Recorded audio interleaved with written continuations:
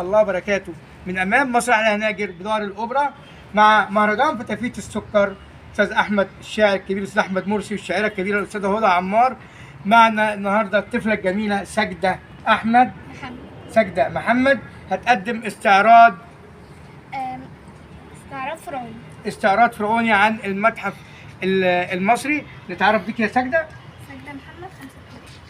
ساجده محمد 5 ابتدائي جايه تقدمي يا ساجده النهارده استعراض فرعوني للمتحف المصري. ده بمناسبه افتتاح المتحف مش كده؟ طبعا المتحف المصري ده عمل عظيم وعمل كبير من اكبر الاعمال اللي تمت في القرن ال21. يعني صراحه يعني عمل يدل على عظمه مصر وفرعونة مصر الجميله ساجده محمد. شكرا يا ساجده. تحب تقولي ايه لبابا احمد وماما هدى؟ يعني ربنا يخليهم.